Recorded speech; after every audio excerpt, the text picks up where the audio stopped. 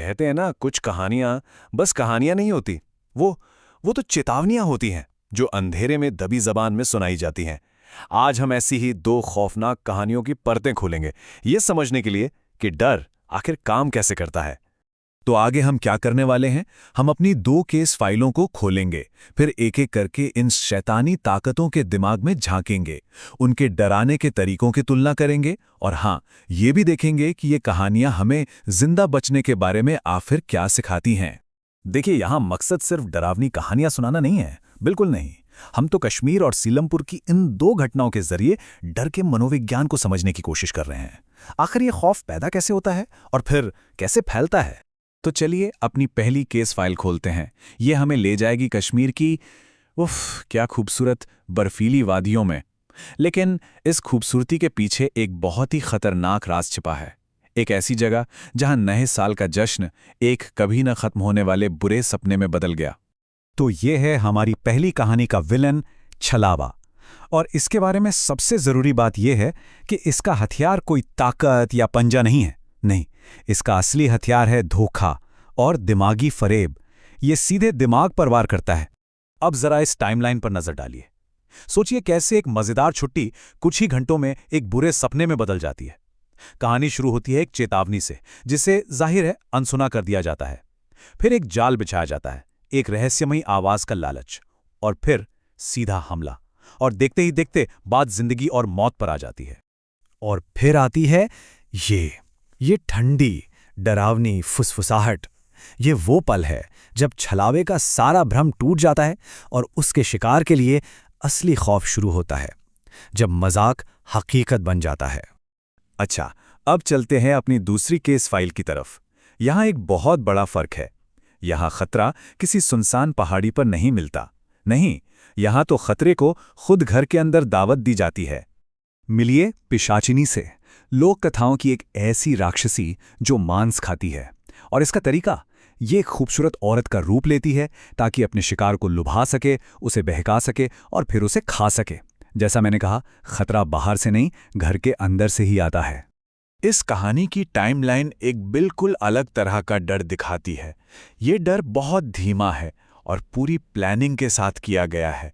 सब कुछ एक भूतहा जंगल में एक मुलाकात से शुरू होता है, फिर वो घर में दाखिल होती है और फिर सम्मोहन के जरिए धीरे धीरे पूरे परिवार को अपने काबू में कर लेती है।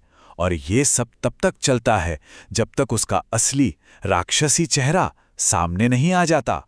तो हमारे सामने दो बहुत ही भयानक ताकतें हैं, पर ये काम कैसे करती हैं और क्या चीज़ है जो इन्हें एक दूसरे से इतना अलग बनाती है? चलिए इसी को समझते हैं। और ये स्लाइड उनके बीच के फर्क को बिल्कुल साफ कर देती है। छलावा, जो एक धोखेबाज है, वो दिमाग पर हमला करता है। उसका हथियार है भ्रम और मानसिक पीड़ा। दूसरी तरफ है पिशाचिनी, जो एक घुसपैठिया है। वो शरीर और परिवार पर हमला करती है, बहकाकर, सम्मोहन से।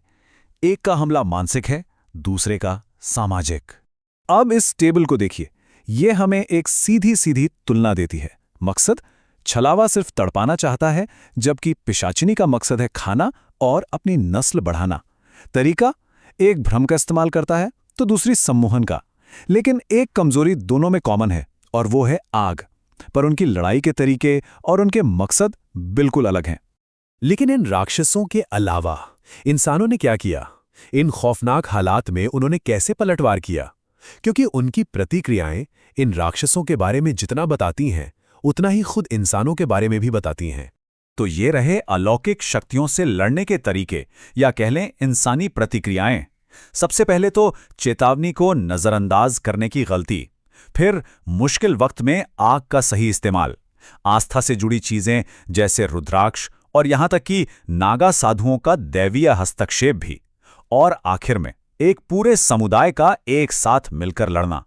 तो आखिर में सवाल ये उठता है कि ये कहानियां अपने पीछे क्या छोड़ जाती हैं?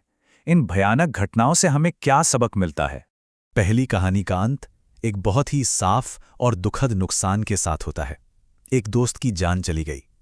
ये उस मुठभेड़ का एक ऐसा जख्म है जो कभी नहीं भरेगा, और ये हमें याद दिलाता है कि दांव पर क्या लगा था।